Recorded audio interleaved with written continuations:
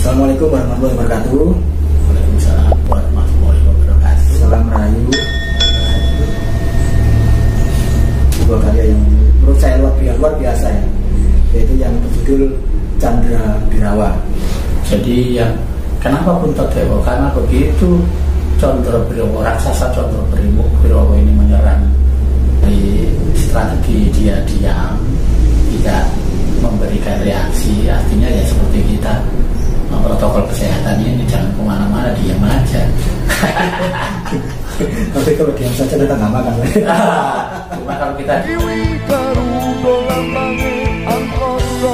Jawa Dwiponya Denon Nuswantara Swiwi Garuda lambange Angkasa Jawa Dwiponya Denon Nuswantara iki kabeh dinalani raja. Assalamualaikum warahmatullahi wabarakatuh. Waalaikumsalam warahmatullahi wabarakatuh. Salam Rahayu. Bertemu lagi di acara Ngobrol Peduli bersama saya Caan dan Pak Dimino. Ya. Selamat sore Pak Di. Sore ya. Oke pemirsa, saat ini kita akan berbincang-bincang mengenai puisi yang beliau buat. Ada karya, yaitu sebuah karya yang menurut saya luar biasa ya, yaitu yang berjudul Candra Birawa. Iya. Bisa dijelaskan Pak Di, apa itu Candra Birawa Pak Di? Iya. Puisi Candra Birawa ini ya kesan saya terhadap pandemi COVID saat ini. Dan saya menggunakan kata Candra Birawa ini karena dalam mitos ada. Semacam COVID ini juga ada. Cuma dalam mitos itu disebut Aji Candra Birawa atau senjata Candra Birawa yang dimiliki oleh Saryopati. Jadi kalau senjata ini dilepas, dia akan menjadi raksasa kecil, ya kayak virus gitu ya, yang dia sebut terkesan raksasa bajang itu ya nggak punya lahir perempuan, nggak ada gendernya ya. Jadi dia bisa membelah, dan ini dilepaskan pada saat-saat akhir, karena yang punya bila melepaskan senjata ini, bila senjata itu bisa dikalahkan oleh seseorang, maka dia juga turut meninggalkan dunia ini. Candra Birawa ini Ya, bisa mengalahkan, tapi juga ya memilih tapi bisa mati. dan dia membelah-belah kayak virus gitu.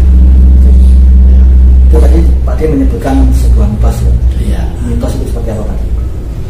Ya, mitos itu kan cerita ya. Ya. Jadi cerita yang sampai saat ini kan hidup. Pernah saya tulis bahwa mitos itu sebenarnya artifak. Artifak itu adalah peninggalan-peninggalan sejarah. Cuma ini bukan sejarah, ya ini sejarah pola, sejarah fenomena, tetapi tidak ada prasastinya. Ini lewat dituturkan dari mulut ke mulut. Apakah bisa Pak Di, dari mitos yang sudah ada itu seperti kalian dengan Candra Birawa, apakah bisa membuatkan sebuah solusi bagi bangsa ini? Betul. Di dalam cerita perang Bharatayuddha waktu ya perang besar-besaran ya, senjata ini dikeluarkan sehingga membuat seluruh prajurit itu mati semua, karena tujuannya Saryopati mengeluarkan senjata ini ingin mencari musuh dan untuk mempercepat waktu perang supaya selesai, sehingga tentara-tentara biasa ini biar habis semua, tinggal tokoh-tokohnya. Nah, itu, dan solusinya yang bisa mengatasi adalah Yudhistira, Puntadewa. Oke. Jadi yang kenapa Puntadewa? Karena begitu Candra Birawa, raksasa Candra Birawa ini menyerang Puntadewa tidak melawan, tidak melakukan apa-apa, hanya diam. Ya seperti COVID ini kita harus diam di rumah. Di rumah saja. Iya, jadi kita hanya diam saja. Tapi namanya cakra birawani tetap dia menyerang dan di seluruh bagian tubuh Puntadewa. Dan ternyata di dalam cerita ini begitu digigit keluar darah putih. Dan begitu tahu bahwa Puntadewa darah putih, si Condrobirowo ini, pasukan Condrobirowo ini langsung tidak mau menyerang. Karena dulunya bosnya Condrobirowo ini adalah Resi Bagaspati, juga seorang resi yang berdarah putih, artinya suci. Nah, Puntadewa adalah berdarah putih, dia orang suci. Karena itu tidak mempan, malah ngikut. Berarti bisa dikatakan kalau pandemi COVID ini atau pagelaran ini bisa selesai dengan orang yang berwatak atau berkarakter seperti Puntadewa. Iya, berperilaku baik. Iya, jadi ya itu mitos ya. Tapi kalau dari strategi dia diam, tidak memberikan reaksi, artinya ya seperti kita protokol kesehatan ini, jangan kemana-mana, diam aja. Tapi kalau diam saja kita nggak makan. Cuma kalau kita diam aja nggak makan ya. Kalau dalam cerita wayang nggak perlu makan ya. Tapi mungkin diam itu yang dimaksud adalah mendekatkan diri kepada Tuhan. Betul. Masyarakat semuanya. Jadi ketenangan. Itulah yang diperlukan pada saat menghadapi Condrobirowo ini. Bisa.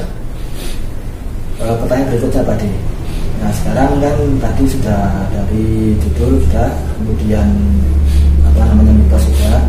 Sekarang kita masuk ke pesan yang disampaikan. Makna puisi. Oh, mana puisi. Mana puisi dari setiap bait yang dengan tulis itu maksudnya apa tadi? Oh ya, bait pertama itu kan hadirmu ya. Membuka mataku, syukurku membangunkan rasaku. Bisa lihat tadi? Boleh. Pohon halamanku berdendang merdu, burung-burung pun berkicau seru. Iya, jadi hadirmu membuka mataku. Hadirnya COVID ini membuka mataku. Jadi kita mulai sadar. Ya sesuai dengan pesan Iling lan Mas Podo. Jadi kita itu membuka mata, kesadaran kita bahwa di hadapan COVID kita nggak bisa apa-apa. Terus syukurku membangunkan rasaku. Nah kalau kita terima itu, syukur kita menerima keadaan ini membangunkan rasaku. Rasa kita bangkit, kita mulai sadar tentang rasa kita. Rasa itu kan di sini apa ya? Sisi yang jarang kita perhatikan. Kita hanya mikir, ngatur strategi kan gitu. Semua itu pakai otak gitu. Tapi dengan syukurku membangun, begitu mau bersyukur, rasa kita itu hidup dan memberikan informasi kepada kita. Kita lebih bijak begitu. Itu malah mungkin akan memberikan, karena jernih ya rasa itu akan kita bisa membuat solusi yang tanpa kita sadari. Betul. Jadi karena rasa itu kan, kalau kita sudah mulai jujur, kalau kita mau jujur itu posisinya begini. Nah, dengan kejujuran itu maka akan ada solusi-solusi. Kalau secara spiritual mungkin dapat tunjuk-tunjuk gitu. Ya. Lanjut berikutnya tadi. Apa? Pohon halamanku berdendang merdu, burung-burung pun berkicau seru. Ya, pohon halamanku berdendang merdu, burung-burung pun berkicau seru. Selama ini sebelum ada COVID kita nggak memperhatikan lingkungan, termasuk di rumah saya sendiri. Saya walaupun ada pohon di belakang rumah, saya tidak perhatikan, kayak nggak ada maknanya. Begitu ada COVID saya di rumah, oh, pohon-pohon ini juga bisa berdendang merdu, indah kita lihat itu. Terus burung-burung pun berkicau seru. Jadi hal-hal yang tidak kita perhatikan itu akhirnya berkicau seru. Dia menampakkan diri semua. Berarti ini Bapak yang pertama tadi tentang pohon halaman dan yang burung itu juga bisa merupakan sebuah simbol. Ya, jadi itu simbol, yaitu yang selama ini kita mengejar hal-hal yang rasional ya.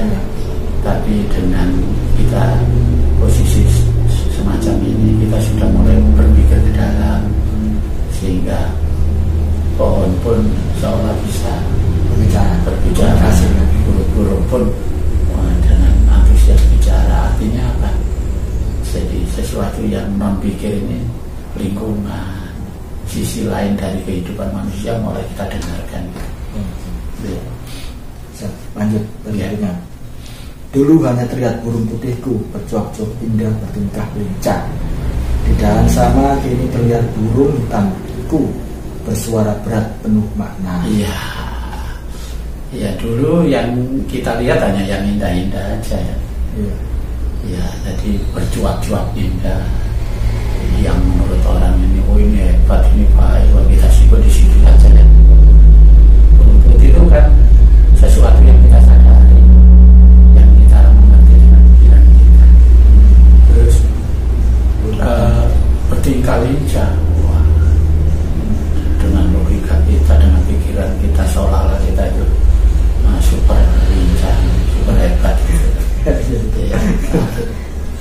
Dan di dahan yang sama, di kondisi yang sama, di dahan yang sama, di tempat yang sama, burung hitam nampak burung hitam. Ternyata di halaman rumah saya ada burung hitam yang selama ini tidak saya perhatikan. Ya, padahal dia penghuni halamanku, tapi baru saat ini kita memperhatikan. Nah, saya kembali burung hitam ini ke dunia rasa. Kita mulai melihat, kita mulai mendengarkan rasa kita di burung hitam itu yang bersuara dalam ya, berat, penuh makna, sangat bermakna, dirasakan. Kalau burung itu bisa gelap gitu.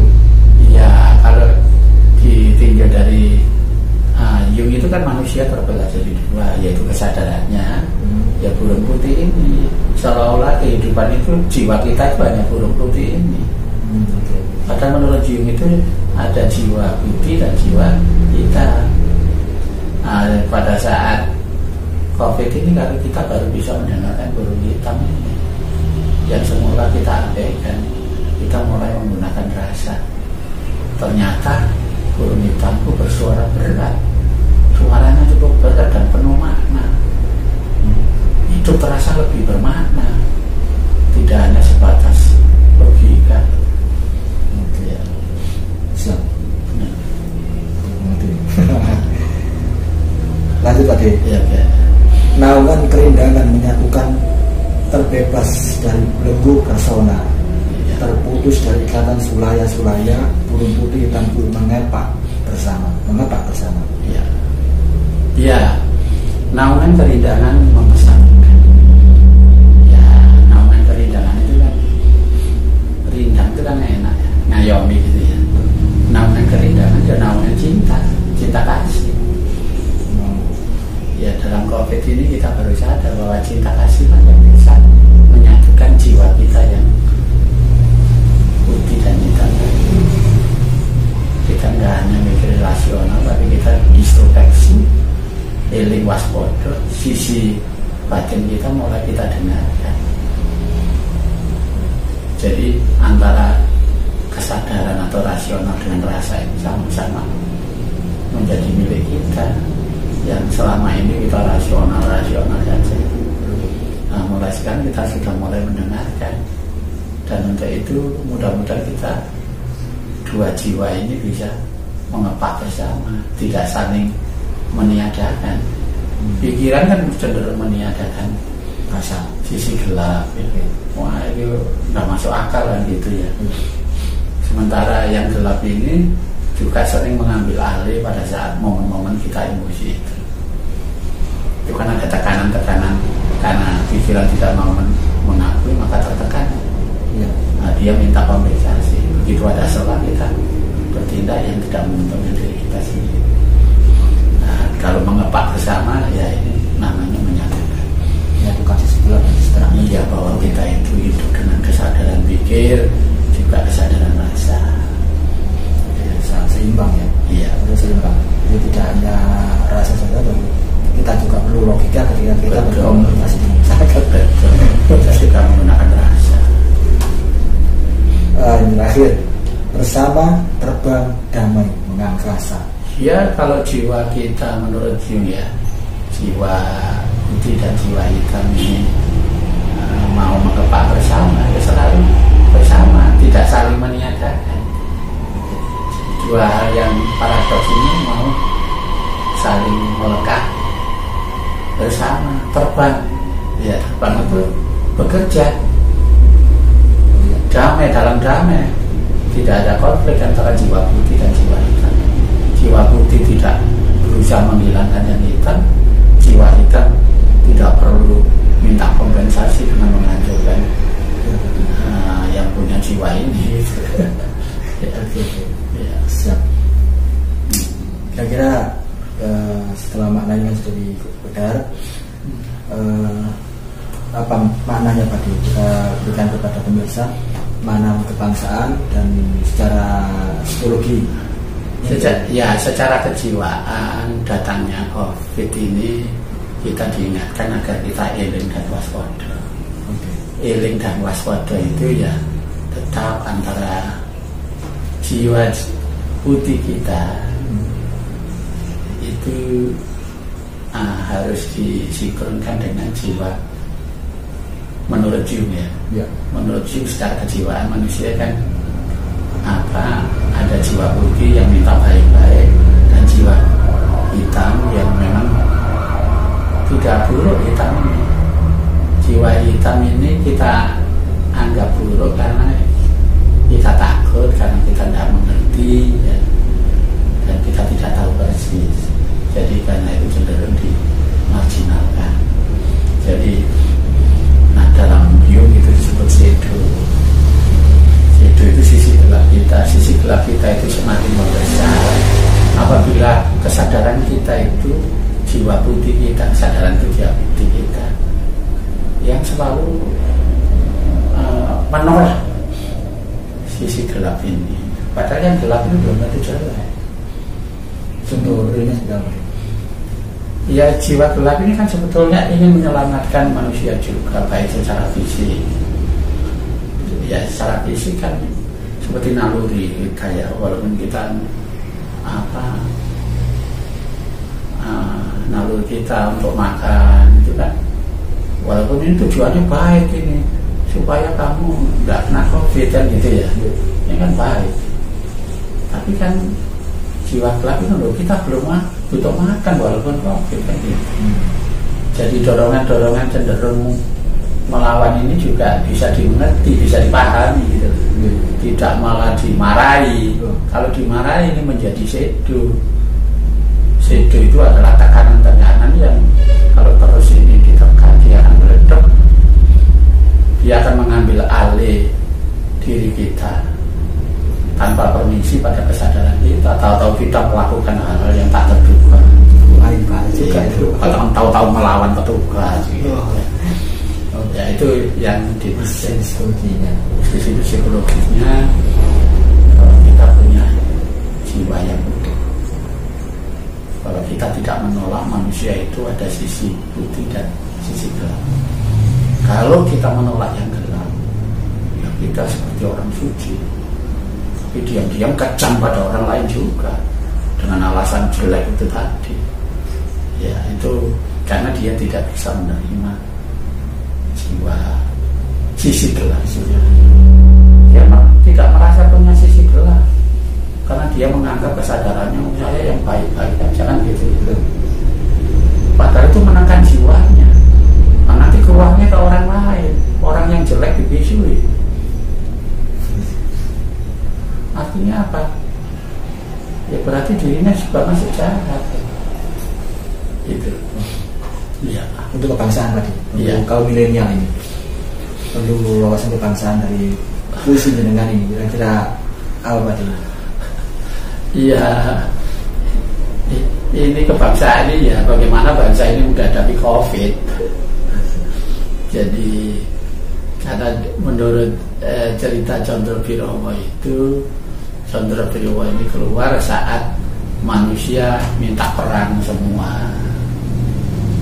Nah, karena itu Condrobirowo ini keluar agar cepat selesai.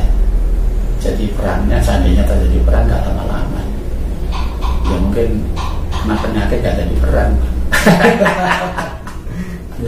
Tapi senjatanya harusnya seperti Puntadewa itu, tenang, gitu, tenang. Dan selain tenang, Puntadewa tenangnya itu karena dia berdarah putih, artinya ya kita jiwa-jiwa kita harus positif, tidak ada jiwa-jiwa yang negatif. Jadi kalau menurut teorinya Hawking kan, energi negatifnya apabila tinggi ya akan cepat mati. Tapi kalau energi positifnya dominan, ya kekebalannya akan imun. Dan mungkin kalau COVID-nya sudah selesai, mungkin masalah-masalah kebangsaan mungkin bisa diselesaikan, mungkin lebih mudah, tidak penuh kekacauan. Ini mungkin kekacauan ini yang menyebabkan perlu ada COVID. Kesimpulannya nanti itu kaum milenial ini bahkan seluruh masyarakat Indonesia bahwa setiap jiwa-jiwa harus menjadi karakter seperti Puntadewa.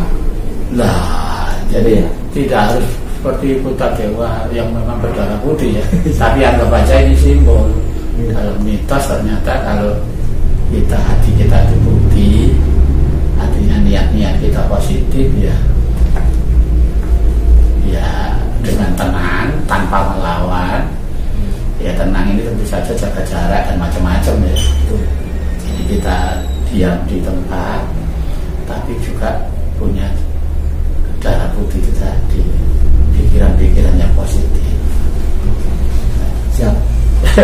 Kalau dipaksakan seperti itu. Iya. Ini kan mitos, ada pola-pola yang mirip. Harus pendekatan diri kepada Tuhan itu semakin dibesarkan, gitu ya. Betul ya, sikap-sikap yang positif kita kembangkan, sikap negatif baru kita kurangi. Bukan berarti di rumah terus ya, kalau misalnya di rumah terus ya nggak makan gitu. Iya. Jadi maksudnya seiring waspada itu kalau ada virus ya protokol kesehatan harus tetap dijaga. Seiring bahwa ini mungkin juga kegeblok yang ingin menyeimbangkan kehidupan ini. Ya. Oke, terima kasih Pak Tri atas penjelasannya tentang puisi yang dengan buat luar biasa sekali. Semoga juga ini bisa menginspirasi para pemirsa sana. Oke pemirsa, sampai di sini obrolan kami, saya Jahan dan Pak Dipino pamit undur diri. Assalamualaikum warahmatullahi wabarakatuh. Salam Rahayu, salam ngopi, ngobrol dulu.